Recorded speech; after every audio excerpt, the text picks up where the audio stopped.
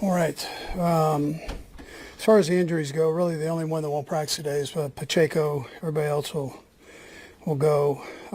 Before the challenge of playing Denver, good football team, well coached. Sean's done a nice job up there, as our coordinators have. So look forward to being in Denver, which is a great venue for football and great for the National Football League with two good teams playing each other. So that time's yours. Andy, you referenced this, but you've had some good matchups with Sean Payton in the last few years. Just what makes his teams so difficult to build? Yeah, good players, good coaches. You know that they've got good schemes.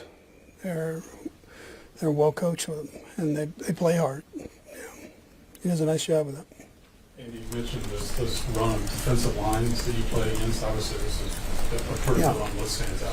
Yeah, that's a good point, because that's really a strength of theirs on the defensive side. They got a good defense, but I mean that D line, it starts with them.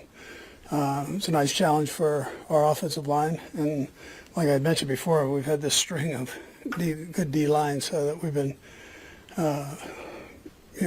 going against, and so it gives you another opportunity to continue to grow as a group and look forward to that challenge. I mean, that's what this is all about. You love that. You love that you get to play a good football team. What growth have you seen from Bo Nix from his rookie year until now?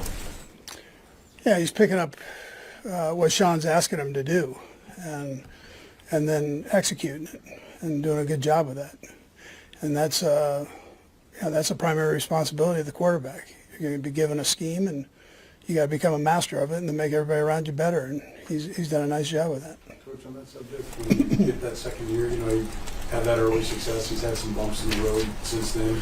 You know, defenses, how much easier does it get to prepare for him? And, you know, now that they've got the tape on him, is that why he's having some struggles now? Yeah, listen, I mean, they kind of all go through a little bit of that, but he's also won games, which ends up being the most important thing, and during tough times. But you see that around the league. You see that with all these guys. Teams have an opportunity to study them. They got up their game, and they continue to grow. And they grow for a few years, and then they either make it or they don't make it. You know, at that point. So to be able to sustain it for years is quite a tribute to these guys. But he's a young guy that's continuing to see some different curveballs there. Andy, how beneficial was this 5 weeks just with the time of the season and just trying to, you mentioned the self-evaluation on Monday, but getting the guys back yesterday, just how beneficial could you tell that they're ready to get back knowing that what's in front of them this last stretch? Yeah, sure. They understand that.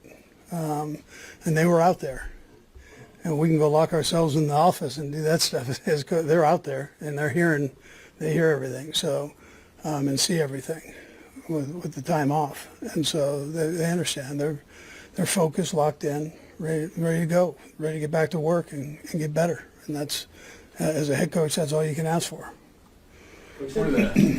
Harrison, after the Bills game, said he was kind of picking up some tendencies from Xavier, or trying to figure out what he's doing. When you guys went back and self-scouted, did you see some things like that happen?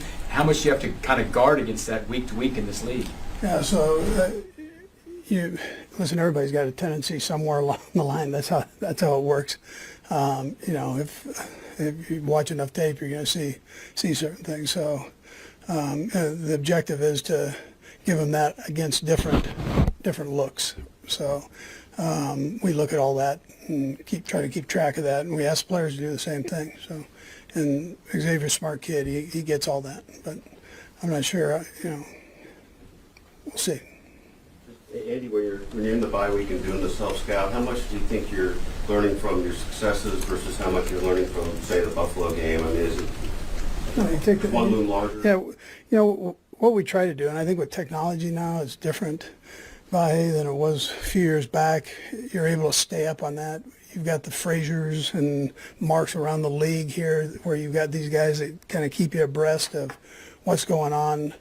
What your tendencies are, what you need to work on or show in certain spots and down and distances, all that. So they do a pretty good job. So when you go back and you put it all together and look at it, you're kind of fine-tuning what you've already gone through. You just have more time to do it.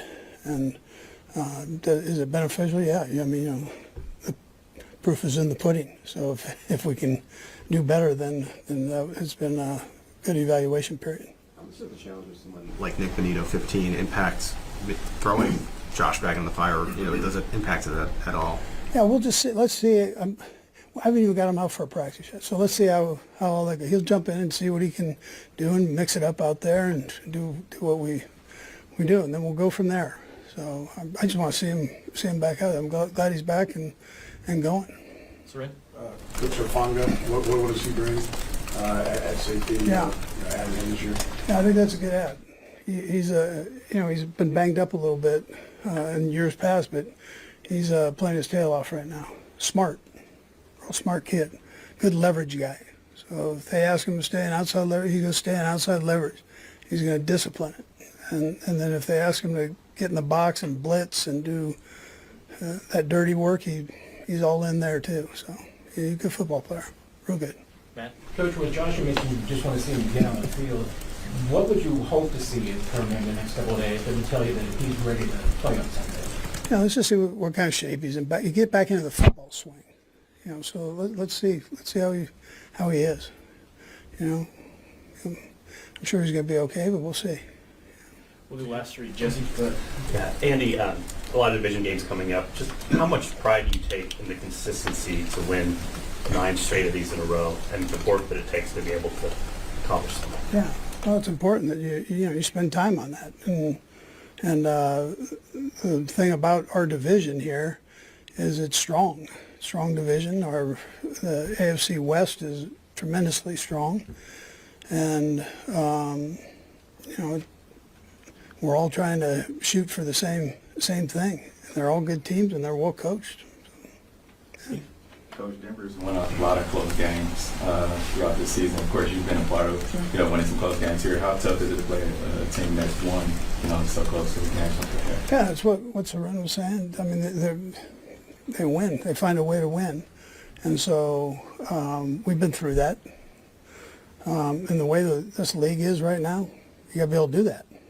The parity in this thing is pretty crazy. So, especially in AFC West. Sam, last one. Hey, just to build off what Matt asked, but would it be a lot to ask a guy who's missed a month, 5 weeks to jump right back in? I mean, I'm sure that's part of your evaluation, I guess is what I'm asking. Yeah, it absolutely is. I got to see what he's got rolling, and I've seen a couple practices, so I'll be able to figure it out somewhere here, hopefully. Thanks, Coach. All right, good.